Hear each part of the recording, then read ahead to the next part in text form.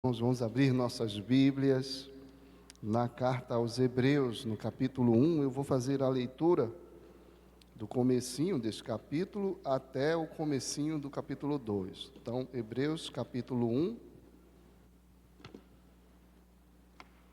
entrando no capítulo 2 até o verso de número 4.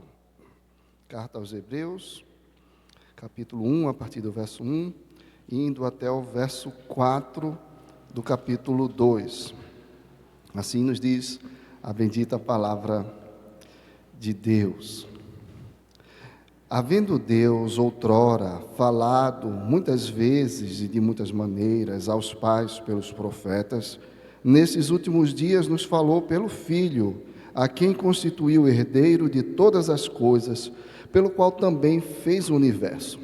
Ele, que é o resplendor da glória e a expressão exata do seu ser, sustentando todas as coisas pela palavra do seu poder, depois de ter feito a purificação dos pecados, assentou-se à direita da majestade nas alturas, tendo se tornado tão superior aos anjos, quanto herdou mais excelente nome do que eles. Pois a qual dos anjos disse jamais: Tu és meu filho e eu hoje te gerei? E outra vez eu lhe serei pai e ele me será filho. E novamente, ao introduzir o primogênito no mundo, diz: E todos os anjos de Deus o adorem. Ainda, quanto aos anjos, diz: Aquele que a seus anjos faz ventos e a seus ministros labareda de fogo. Mas acerca do Filho: O teu trono, ó Deus, é para todo sempre, e cetro de equidade é o cetro do seu reino. Amaste a justiça e odiaste a iniquidade. Por isso, Deus, o teu Deus, te ungiu com o óleo de alegria, como a nenhum dos teus companheiros. Ainda, no princípio, Senhor, lançaste os fundamentos da terra, e os céus são obra das tuas mãos. Eles perecerão, tu, porém, permaneces. Sim, todos eles envelhecerão, qual veste. Também, qual manto os enrolarás, e como vestes serão igualmente mudados. Tu, porém, és o mesmo, e os teus anos jamais terão fim. Ora, a qual dos anjos jamais disse: Assenta-te à minha direita, até que eu ponha os teus inimigos por estrado dos teus pés? Não são todos eles espíritos ministradores enviados para serviço a favor dos que hão de herdar a salvação? Por esta razão, importa que nos apeguemos com mais firmeza às verdades ouvidas, para que delas jamais nos desviemos. Se, pois, se tornou firme a palavra falada por meio de anjos, e toda a transgressão ou desobediência recebeu justo castigo, como escaparemos nós se negligenciarmos tão grande salvação? A qual, tendo sido anunciada inicialmente pelo Senhor, foi-nos depois confirmada pelos que a ouviram, dando Deus testemunho juntamente com eles, por sinais, prodígios e vários milagres, e por distribuições do Espírito Santo, segundo a sua vontade. Vamos orar. Senhor, nós te bendizemos pela tua bendita palavra, que é vida para nós. Senhor, em nome de Cristo Jesus, nós que estamos aqui e estamos aqui com o coração aberto em tua presença, porque não há outra forma adequada de estar na presença do Senhor que não seja, de fato, com a disposição de ouvir a tua voz. Portanto, Senhor, nós que estamos te adorando, que temos sido edificados por esses atos de adoração, te pedimos em nome de Jesus, por graça, que o Senhor fale conosco, que a tua palavra exposta, explicada, seja também objeto da nossa compreensão pela tua ação do teu Espírito Santo nos iluminando a compreensão, para que a entendamos. O teu Espírito também tratando o nosso coração, para que acolhamos a tua palavra, a amemos e a pratiquemos, Pai. Para que o Senhor seja glorificado no teu povo e o nome de Cristo também glorificado na nossa vida, e nós possamos progredir em santidade e vida consagrada ao Senhor, para o nosso bem, para o teu louvor, é que pedimos estas coisas, em nome de Jesus, amém. Meus irmãos, um fenômeno que tem, assim, começado a chamar a nossa atenção é a eventual conversão de protestantes ao catolicismo. Isso tem começado a ser um pouco mais recorrente do que nós gostaríamos de admitir e também, principalmente, gostaríamos que estivesse acontecendo. Eu procurei e não encontrei números, mas em conversas assim a gente sempre sabe de algum caso, não é? Então, aqui e ali, a gente vai se informando. Tanto é que no ano passado, né, na classe de defesa da fé, o nosso irmão Jorge Romero introduziu uma das aulas, né, um dos encontros, que era justamente tratando desse assunto, né, a nossa relação, explicando melhor as diferenças fundamentais entre essas compreensões, né, da fé cristã. E, obviamente, entendemos que a reforma trouxe um benefício para a igreja, a reforma, sim, trouxe a restauração, digamos assim, do evangelho pregado, vivido, né, e vivenciado, por assim dizer, na experiência dos cristãos. Por que eu estou lembrando desse fenômeno? O porquê a leitura dessa carta que temos estudado com os adolescentes, lá com o professor Jonatas, na classe dos adolescentes, porque é que ela trouxe à memória esse fenômeno? Porque havia algo razoavelmente parecido acontecendo, não é? E por motivos, às vezes, também um pouco parecidos.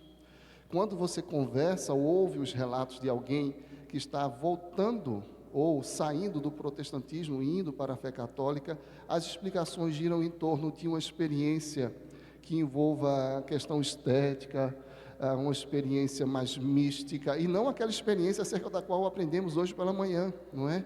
Da vivência com Cristo, do aprendizado com Cristo, em todas as circunstâncias, daquele que tem o coração satisfeito em Cristo, mas aquela experiência mais mística, os elementos, e de fato há muita riqueza estética, não é? Muito manejo de cores, ambientes, arquitetura e tudo isso, não é?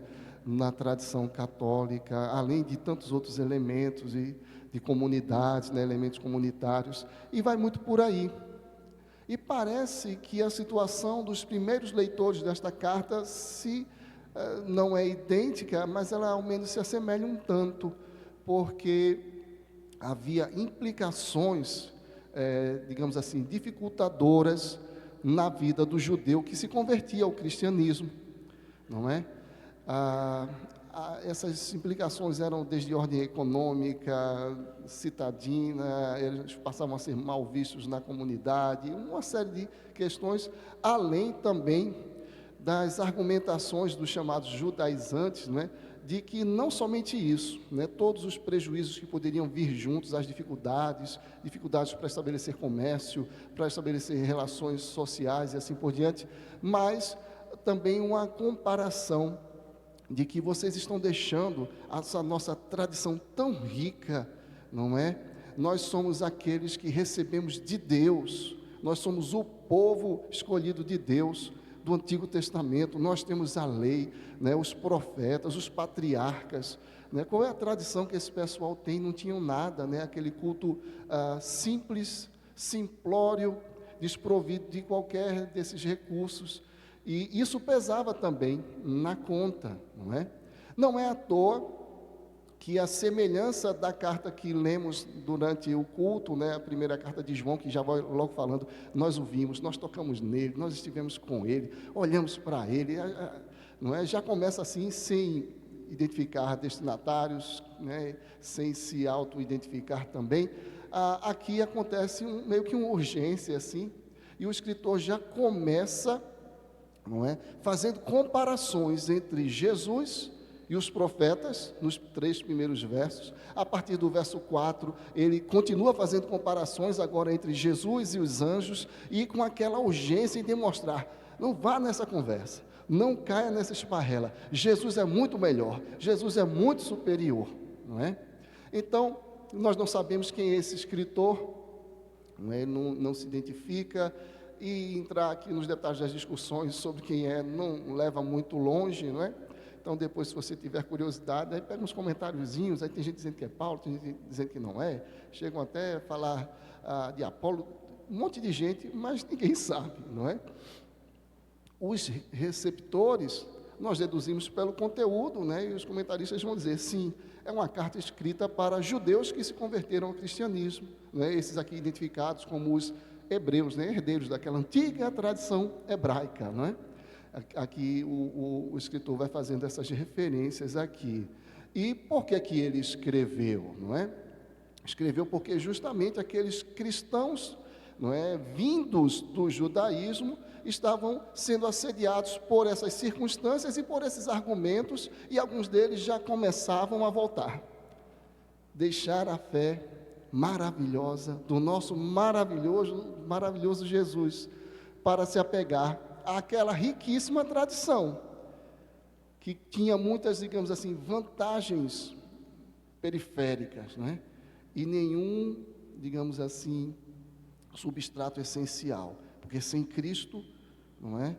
Toda religião é vazia, não é? Todo esforço humano fora de Cristo é debalde, não é? Então, esse é o contexto da carta, não é? Ela é escrita com essas preocupações, ela é escrita, portanto, para animar o povo de Deus naquelas circunstâncias, muito provavelmente ali por volta, pelo menos antes do ano 70, porque a queda ou a destruição do templo certamente seria mencionada, né, por causa dos interesses envolvidos aqui, ela não é mencionada aqui ao longo do corpo da carta. E esta é a tese: Cristo é muito superior ao judaísmo.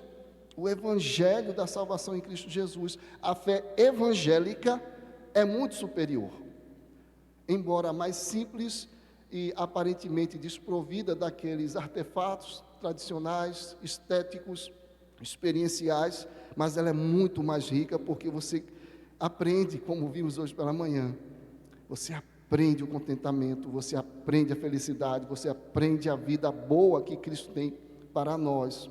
Então é assim que a carta vai se desenvolvendo, e você vai perceber um padrão. O escritor vai estabelecendo essas comparações nesse capítulo 1, comparando profetas, anjos e Jesus, mostrando o quanto Jesus era superior. E na sequência, por isso entramos um pouquinho no capítulo 2, vem uma exortação, vai ter sempre esse padrão: comparações demonstrando que Cristo é superior, e uma exortação: já que é assim, não caia nesse erro, não dê para trás, não dê meia volta, continue firme com Jesus. Por esta razão, importa que nos apeguemos com mais firmeza às verdades ouvidas, estou no comecinho do capítulo 2, para que delas jamais nos desviemos. Ele é bem objetivo, ele explica e diz: olha, é para isso, é para vocês não se desviarem. Se, pois, se tornou firme a palavra falada por meio de anjos, né, e toda a transgressão ou desobediência recebeu o justo castigo, como escaparemos nós se negligenciarmos tão grande salvação? Não é? Então ele vai direto ao ponto. Não se enganem, não é uma disputa entre religião A e B para saber qual é a melhor experiência religiosa, a mais rica e a mais satisfatória, ou a que melhor se adeque às suas preferências ou circunstâncias. Então isso vale tanto para evangélicos que eventualmente estavam voltando para a fé judaica, ou evangélicos que estão migrando para outra manifestação, não tão fiel das Escrituras, ou de religião que se autodenomine cristã, ou algum evangelho que está mais acomodado às suas, por exemplo, convicções ideológicas, políticas, filosóficas, ou o que quer que seja. Essas coisas não podem ser o critério. Se essas coisas são motivo para nós negociarmos o mínimo que seja da fé genuína, nós estamos correndo sério risco de termos que nos deparar com esta pergunta: como escaparemos nós se negligenciarmos tão grande salvação? Esse padrão vai se repetindo ao longo do capítulo 2, ele continua nesta comparação e novamente pergunta, iniciando o capítulo 3. Por isso, santos irmãos, que participais da vocação celestial, ou seja, daquilo que Deus tem chamado, considerai atentamente o apóstolo e sumo sacerdote da nossa confissão, Jesus. Ao longo desse capítulo, ele vai dizer: Jesus, todavia, tem sido considerado digno de tanto maior glória do que Moisés. Continuam as comparações. Ele agora compara Jesus ou o ministério de Cristo, ou o Evangelho, ao ministério de Moisés e à lei. E ele diz a partir do verso 12 do capítulo 3, tende cuidado, irmãos, novamente uma advertência, já que Cristo é tão superior e nós o estamos abandonando em alguma medida, jamais aconteça haver em qualquer de vós perverso coração de incredulidade que vos afaste do Deus vivo, pelo contrário, exortai-vos mutuamente cada dia, durante o tempo que se chama hoje, a fim de que nenhum de vós seja endurecido pelo engano do pecado. Inicia o capítulo 4 novamente, com essa mesma insistência. Temamos, portanto, que sendo-nos deixada a promessa de entrar no descanso de Deus, suceda parecer que algum de vós tenha falhado, e agora ele vai dizer, a entrada em Canaã era só um sinal da grande entrada no descanso, e ele compara, por exemplo, Cristo que nos coloca nesse descanso, a, por exemplo, Josué que introduziu o povo naquele lugar. Ora, verso 8, se Josué lhes houvesse dado descanso, não falaria posteriormente a respeito de outro dia, referindo-se aos salmos de Davi. Tendo, pois, verso 14, a Jesus, o Filho de Deus, como grande sumo sacerdote que penetrou os céus, conservemos firmes a nossa confissão. Isso progride, e o ponto culminante dessas comparações seguidas de exortação, de aviso, de advertência, é o texto que nós lemos na própria liturgia de hoje, no capítulo 10, a partir do verso 19, depois de todas essas comparações, e enfim estabelecer o sacerdócio de Cristo é imensamente, infinitamente superior ao sacerdócio levítico, ele nos adverte. Tendo, pois, irmãos, intrepidez para entrar no Santo dos Santos, pelo sangue de Jesus, pelo novo e vivo caminho que ele nos consagrou pelo véu, isto é, pela sua carne, e tendo grande sacerdote sobre a casa de Deus, esse é o grande sacerdote, aproximemo-nos com sincero coração, em plena certeza de fé, tendo o coração purificado de má consciência e lavado o corpo com água pura, guardemos firme a confissão da esperança, sem vacilar, pois quem fez a promessa é fiel. Consideremos-nos também uns aos outros para nos estimularmos ao amor e às boas obras. Não deixemos de congregar-nos, não voltem atrás, como é costume de alguns estavam se perdendo. Antes façamos admoestações, como ele está fazendo agora, advertindo. E tanto mais quanto vedes que o dia se aproxima. Porque se vivermos deliberadamente em pecado, depois de termos recebido o pleno conhecimento da verdade, já não resta sacrifício pelos pecados. Pelo contrário, certa expectação horrível, como escaparemos se negligenciarmos tamanha salvação, não é?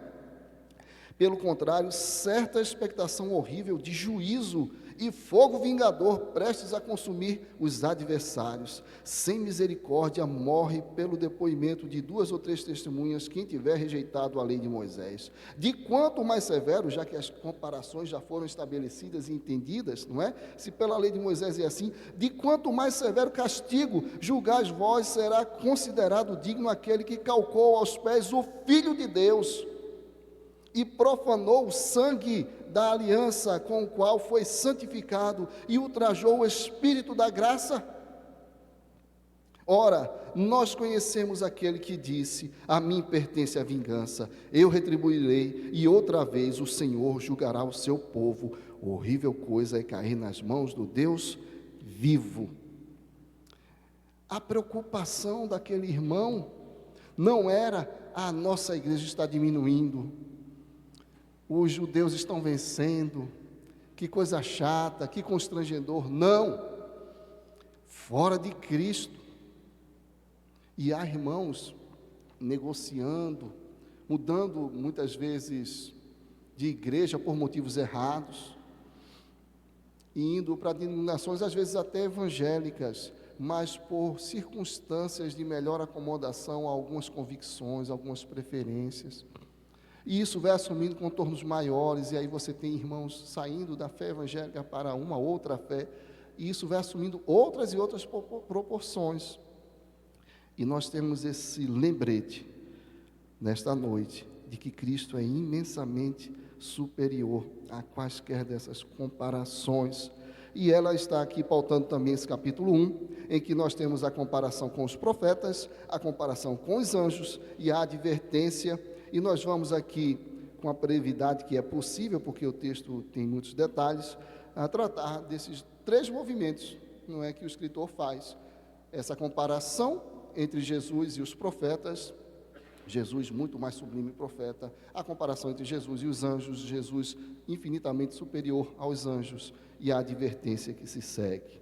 Havendo Deus outrora falado muitas vezes e de muitas maneiras aos pais pelos profetas, nesses últimos dias nos falou pelo Filho. Então aqui estabelece-se essa comparação entre Jesus, os profetas, o ministério de revelar Deus ou de Deus se revelar.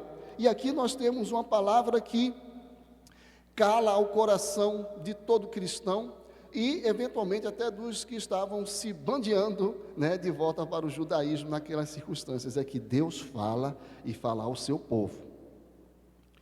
Aqui não há uma menção genérica da revelação de Deus que pode ser percebida na natureza, ou mesmo nas Escrituras, falando a todo o coração, mas aqui ele diz que falou aos pais, não é?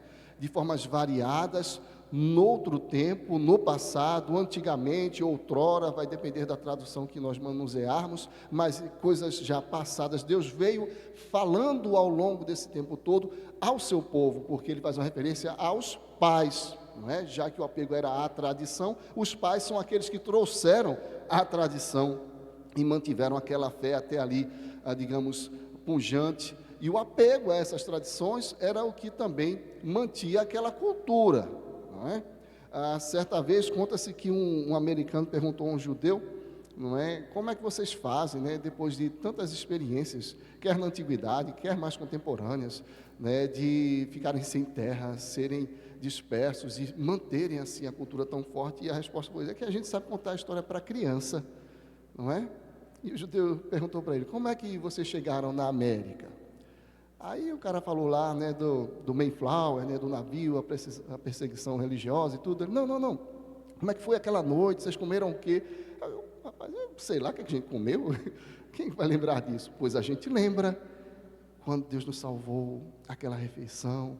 Tem até um ritozinho que o menino tem que levantar e perguntar: papai, que rito é esse? Né, didático e tudo. Então eles negaram isso, isso é bonito, isso tem valor, e isso é Deus se revelando. Então vejam, o escritor não está fazendo um movimento de depreciar a tradição judaica, nem os profetas. Pelo contrário, Deus falou por eles. Isso é maravilhoso. O Antigo Testamento é verdade, é Deus se auto-revelando e de forma especial ao seu povo. Isso tem valor demais.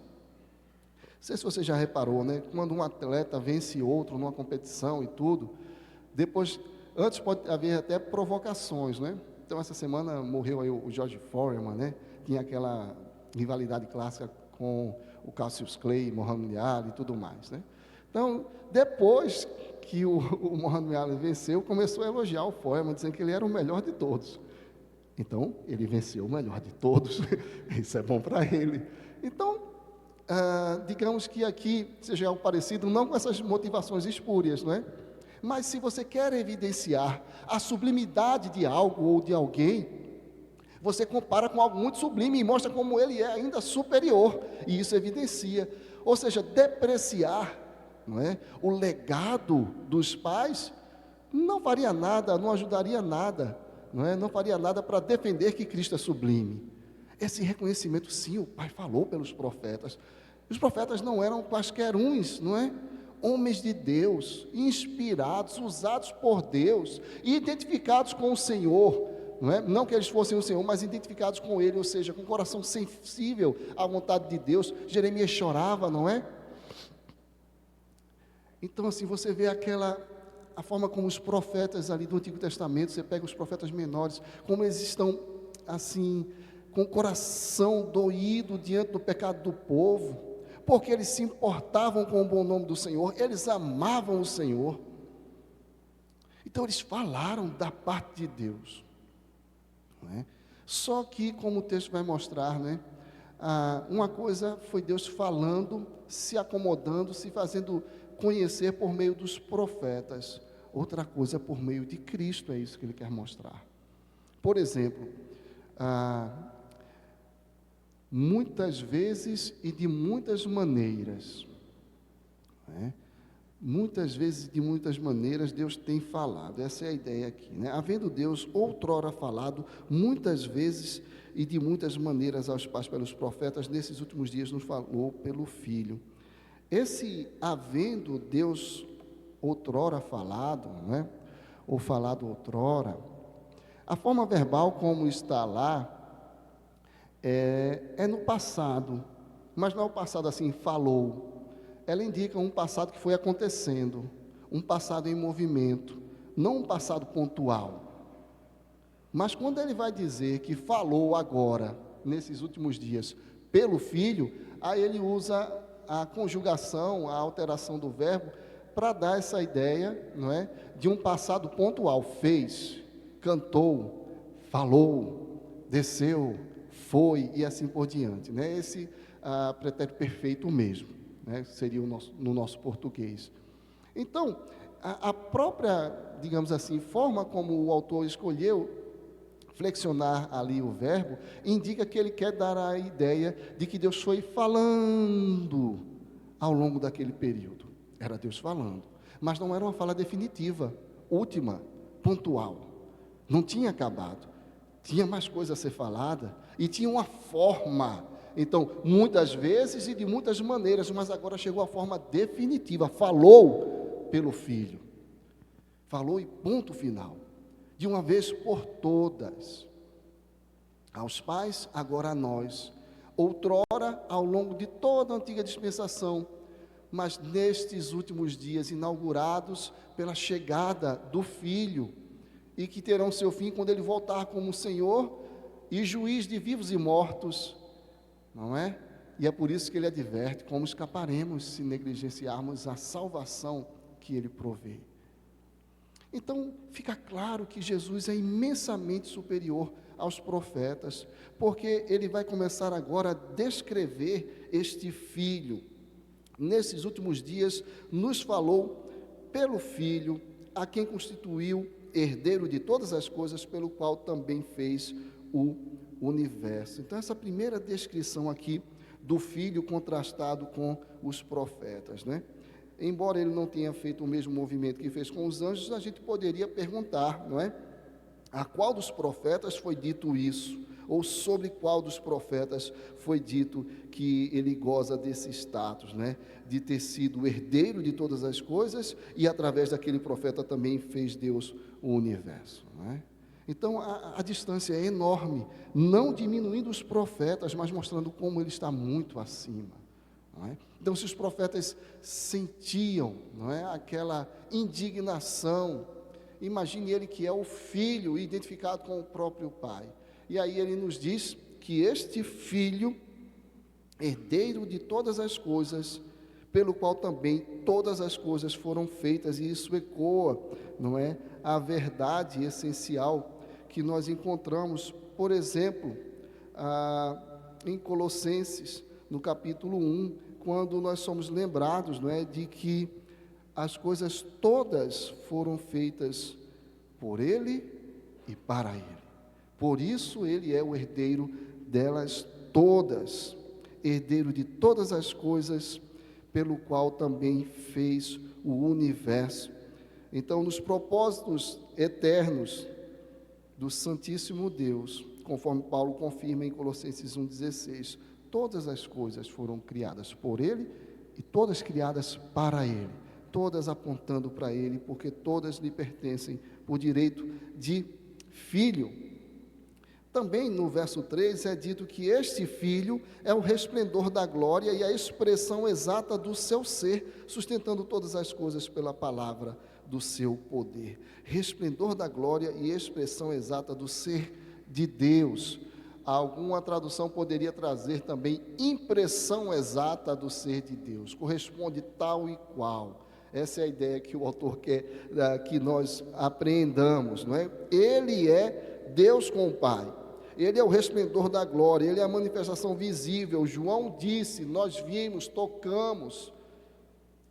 O mesmo apóstolo havia escrito no seu evangelho que quando o Verbo se humilhou, encarnou, quis encarnar, cumpriu o decreto eterno por motivações suas, também por inclinação do seu coração, ele quis fazer aquilo, ele manifestou a glória de Deus, caminhou cheio de graça e de verdade, e nós vimos a glória dele, ele o unigênito do Pai, ele que é o resplendor da glória, a expressão exata do ser de Deus, sustentando todas as coisas pela palavra do seu poder, ele governante supremo de todo o universo. E nós vemos aqui as características que apontam para os seus ofícios, não é? Já nos é dito que ele é profeta, porque ele revelou Deus na própria pessoa e no seu ministério, de forma incomparável com os demais profetas. Ele reina absoluto no universo e sustenta todas as coisas. Ele tem um poder sobre todas as circunstâncias. E agora, adentrando mais no verso 3, nos diz que ele fez a purificação dos pecados e adentrou a presença de Deus. Aquilo que figurativamente os sacerdotes faziam no templo. Ele fez a purificação verdadeira e cabal, assim como ele é a expressão verdadeira e cabal de Deus, assim como ele também é Deus falando de forma verdadeira e cabal. Então ele é o perfeito profeta, rei e sacerdote. Não há comparação possível. As comparações são estabelecidas para mostrar que comparar é perda de tempo. Ele é um Deus incomparável. E é por isso que nós sugerimos essa expressão como tema ou como eixo para esta meditação. Por isso que consta aí no seu boletim, não é? Fez a purificação dos pecados. Em Efésios 1, 7, nós lemos isso, que é Ele que torna Deus propício a nós pelo sacrifício do seu sangue. Colossenses 1,14 também nos lembra dessa verdade. E Ele se assentou à direita da majestade de Deus. Quando nós lemos, por exemplo, o Salmo 24, não é? Nós somos lembrados de que não haveria, de fato, condições de gozarmos, não é, da presença de Deus.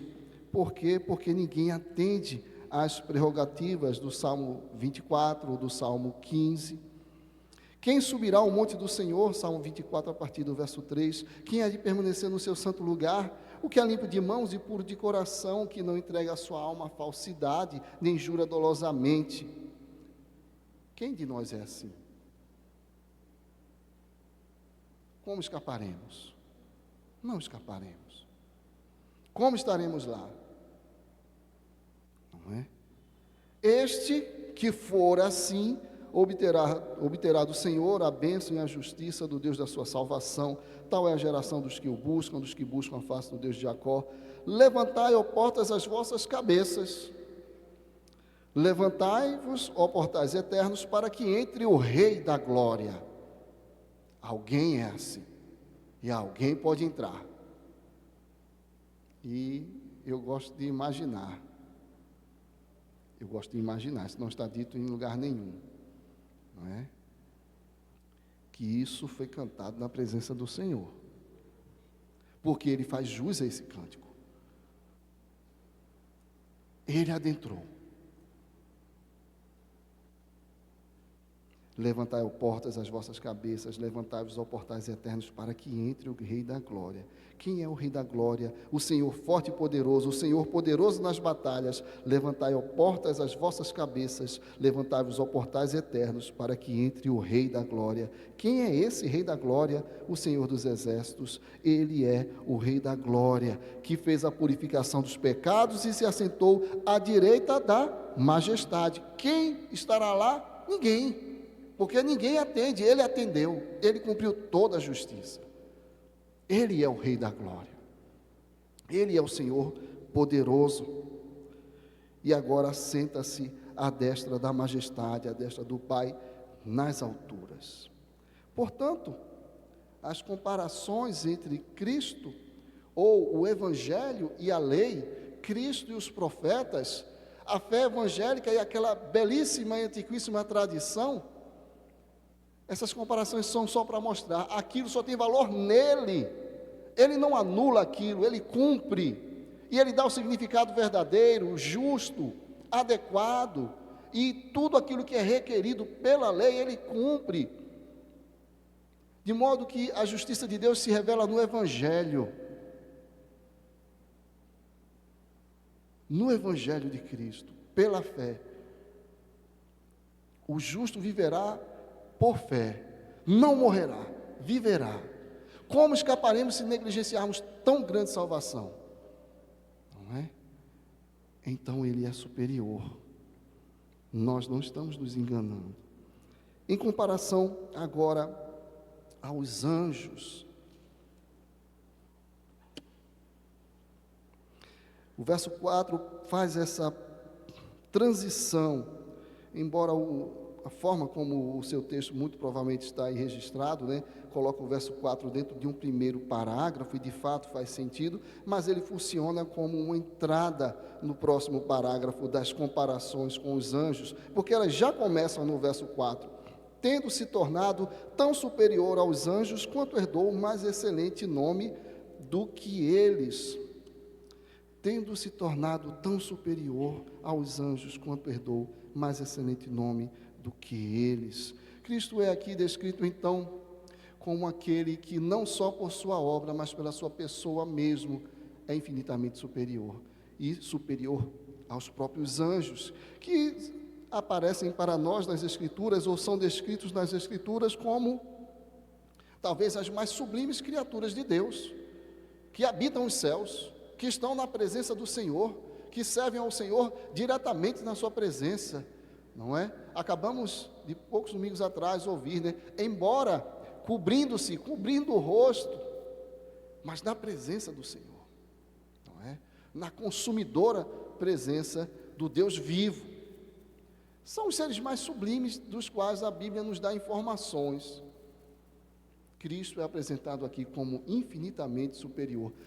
Tão maior nome, tão superior nome sobre a comparação com os anjos. Cristo supera, portanto, em sua própria natureza, porque ele herda esse nome, ou tendo se tornado tão superior aos anjos, quanto herdou o mais excelente nome do que eles. Essa expressão, não é, de ter recebido o nome, não é necessariamente uma referência ao substantivo através do qual nós nos referimos a ele, ou Jesus, ou Senhor, ou pronome de tratamento. Não é isso simplesmente, mas é a sua própria pessoa. E tanto é que o escritor faz questão e insistentemente se refere a ele como o Filho, que na sua tradução está aí adequadamente registrado com letra maiúscula. É quem ele é o Filho de Deus, é Deus que se trata, o seu nome infinitamente superior. Não é um jogo de significados aqui, é a verdade clara, indelével, inegável, da qual não se pode fugir. Ele é o Filho de Deus, não há discussão. E então ele inicia essas comparações a partir desta verdade, do fato dele ser o Filho de Deus. E é assim que a primeira pergunta retórica, não é? Porque nós sabemos que todas são respondidas com, de fato isso não aconteceu, ninguém teve essas prerrogativas. Pois a qual dos anjos disse jamais, tu és o meu filho, hoje te gerei, citando diretamente o Salmo 2, verso 8. Só ele é chamado filho, porque só ele é filho. Pastor, e naquela passagem lá no comecinho do livro de Jó, que diz que os filhos de Deus estavam na presença do Senhor e tudo, e chegou também lá o diabo, Satanás. Mas irmãos, ali a ênfase, a intenção do autor é fazer uma distinção, filhos de Deus e o maldito, né? O filho da perdição, o pai da mentira. Ele se infiltrou lá, e a ideia de filhos de Deus é aqueles que são do Senhor. Como nós também somos chamados filhos de Deus, mas ele é o Filho, o unigênito. Ninguém recebe esse título. Então, o escritor não está ignorando passagens como aquela, tá? Então, seguindo aquela lógica, vai ter gente até que vai afirmar o absurdo de que, não, então, podemos entender que Satanás que estava entre os filhos de Deus, não é? Olha o perigo que já começa a aparecer aí, não vamos nem caminhar para esse lado. Ele não é filho junto com os outros, nem nessa compreensão mais genérica, não é? E esses filhos não são o filho, só ele é o filho, o unigênito do Senhor, somente ele é chamado filho. Eu lhe serei pai e ele me será filho, uma referência lá a 2 Samuel 7,14, quando Davi tentou construir uma casa para o Senhor. Natã, o profeta, falou, boa ideia, vai lá, faz mesmo, e Deus, por intermédio de Natã, envia Natã a Davi, não, você não vai construir casa para mim. E ali, Deus, não é, por sua revelação, inspirando o autor humano, brinca, né, com essa polivalência de significados do termo casa, que está lá e está também no português, não é? Na nossa cultura, casa significando prédio, lugar, casa significando lar, casa significando família, não é? E Deus diz, eu vou construir casa para você, mas ele já tinha um palácio, casa ali já não era isso, e fala do descendente, e esse descendente é Cristo, que cumpre, não é, cabalmente e perfeitamente aquele reinado que não teria fim. Eu lhe serei pai e ele me será filho. E novamente, ao introduzir o primogênito no mundo, diz, e todos os anjos de Deus o adorem. Aqui o escritor aos Hebreus se valeu de uma versão, não é, do Antigo Testamento, escrita em grego, chamada de Septuaginta, que traduz, né, a passagem lá de Deuteronômio 32:43 com essa referência aos anjos o adorando, não é? Então, assim, nós temos essa verdade de que os próprios anjos o reconhecem como muito superior, por ser ele o único Filho de Deus, e inclusive eles o adoram, assim como adoram o Pai, porque eles estão constantemente na presença de Deus, como anjos, ministradores, servos, adoradores na presença de Deus. E as comparações, como nós sabemos, seguem, né? Ele vai dizer ainda, e mais, e ainda, e também, e vamos lá. Ainda, quanto aos anjos diz, aquele que a seus anjos faz ventos e a seus ministros labareda de fogo, ou seja, ele se refere aos seus anjos a partir de elementos da criação, e também dispõe deles para o seu próprio serviço da forma como lhe apraz. Eles são seus servos, eles são seus adoradores e são seus servos, estão ao seu dispor. Mas acerca do Filho, verso 8, a coisa é diferente. O teu trono, ó Deus, é para todo sempre, e cetro de equidade é o cetro do seu reino, novamente nos lembrando do seu governo absoluto sobre todo o universo, uma referência direta ao Salmo 45, versos 6 e 7. Ele governa, ele tem o cetro de justiça, e esse governo é eterno. Amaste a justiça, verso 9, e odiaste a iniquidade, por isso Deus, o teu Deus, te ungiu com óleo de alegria, como a nenhum dos teus companheiros. Ainda, no princípio, Senhor, lançaste os fundamentos da terra, e os céus são obra das tuas mãos. Eles perecerão, tu, porém, permaneces. Sim, todos eles envelhecerão, qual veste. Também qual manto os enrolarás, e como vestes serão igualmente mudados. Tu, porém, és o mesmo, e os teus anos jamais terão fim. As comparações aqui entram agora para nos lembrar de aspectos e características desse Filho, não somente que ele é o grande governante do universo, mas que ele é eterno em si mesmo, e por ser eterno em si mesmo, consequentemente também imutável. Nós deduzimos, não é, pelas afirmações das Escrituras, que os anjos não são mortais, não é, como o ser humano o é. Mas em nenhum lugar nós podemos dar o salto de afirmar que eles têm imortalidade em si mesmos, ou seja, que eles não têm uma vida a cada instante sustentada por Ele, que é o Senhor e sustentador de todas as coisas. Só Ele é assim. E por fim, Ele é aquele vencedor final. Verso 13: ora, a qual dos anjos jamais disse: assenta-te à minha direita, até que eu ponha os teus inimigos por estrado dos teus pés? Uma referência ao Salmo 110, verso 1, compreendida em Atos, capítulo 2, verso 36, da seguinte forma, na verdade, a partir do verso 34. Porque Davi não subiu aos céus, mas ele mesmo declara: disse o Senhor ao meu Senhor: assenta-te à minha direita, até que eu ponha os teus inimigos por estrado dos teus pés. Davi sabia que não falava de si mesmo. Esteja absolutamente certa, pois, toda a casa de Israel, de que a esse Jesus que vós crucificastes, Deus o fez Senhor e Cristo. As referências ao Salmo 2, que há no começo dessa sequência, que começa com: pois a qual dos anjos jamais disse, e termina com: a qual dos anjos jamais disse, também foi compreendida pela igreja como tendo seu cumprimento em Cristo. Quando Pedro e João foram presos, libertos, comunicaram isso à igreja, a igreja orou, para que Deus permitisse que a igreja, ou Deus não só permitisse, mas que Deus promovesse que a igreja pudesse pregar o evangelho com intrepidez. O lugar tremeu e tudo mais, Mas na introdução daquela oração, aqueles irmãos disseram: olha, Senhor, hoje se cumpriu aquilo que estava dito lá no Salmo 2, que eles se rebelaram contra o Senhor e contra o seu ungido. De fato, se rebelaram hoje, os governantes, gente de Israel, contra o teu ungido, Jesus Cristo. Então ele cumpre todas essas profecias, todas essas referências, mostrando assim que ele é sim o Filho de Deus.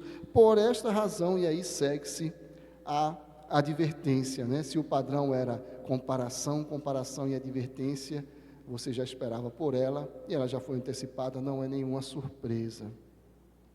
Às vezes nós somos criticados, ou convidados a lembrar que podemos eventualmente estar respondendo a perguntas que ninguém está fazendo,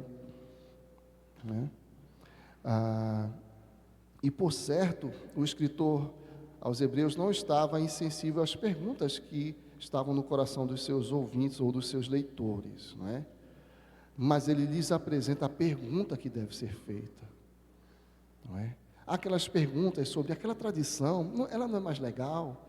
Ela não é mais rica? Não seria melhor se eu pudesse conciliar a minha fé com um formato que me permitisse melhor penetração social, no mercado, profissional, fazer alguma concessão, porque essas coisas são justas? São perguntas que sobem ao coração. E ele está respondendo essas perguntas com essas comparações, mas agora ele diz: o que vocês deveriam estar se perguntando é isso aqui, já que é assim, por esta razão, importa que nos apeguemos com mais firmeza às verdades ouvidas. Não é para voltar, é para continuar, para que delas jamais nos desviemos. Se, pois, se tornou firme a palavra falada por meio de anjos, sim, o evangelho é reconhecido como tendo sido trazido, ou a lei sido trazida pelos anjos. Paulo faz uma referência a isso em Gálatas 3:19. E toda transgressão ou desobediência recebeu justiça ou justo castigo. Como escaparemos nós se negligenciarmos tão grande salvação? Paulo, escrevendo a esse respeito, de que nenhum pecado fique impune, ele lembra, Deus na sua tolerância deixou impunes os pecados, mas deixou impunes até que Cristo padecesse, de modo que os pais que ouviram Deus pelos profetas e creram, foram para a glória, com seus pecados impunes, temporariamente impunes, porque morreram na fé daquele, ou na fé naquele que pagaria por seus pecados. Esses pecados foram todos punidos na cruz, A salvação é operada e oferecida e garantida por meio da morte de cruz. Nenhum pecado fica impune na presença de um Deus santo. Então, considerando todas essas coisas, se isso tudo é verdade, se nenhum pecado ficou jamais impune, do primeiro crente ao último, todos tiveram seus pecados punidos em Cristo, e fora de Cristo todos terão seus próprios pecados punidos no inferno, na condenação, na danação, na perdição. Como escaparemos se negligenciarmos tão grande salvação? Que Deus nos dê, a partir dessa advertência, considerando a sublimidade de Cristo, maior firmeza, ânimo para continuarmos, não é? E podermos nos reconhecer, como o escritor vai dizer lá na frente, já no finalzinho da carta, não é? Veja a grande nuvem de testemunhas, você faz parte disso, veja o que Deus já fez, corra a carreira cristã, com perseverança, deixando o pecado, mas não só o pecado, coisas que te embaralhem, que te atrapalhem, qualquer coisa que possa até parecer lícita, lança fora, corre a carreira cristã, olhando firme para o autor e consumador da nossa fé, aquele que promoveu esta salvação, sem a qual não escaparemos.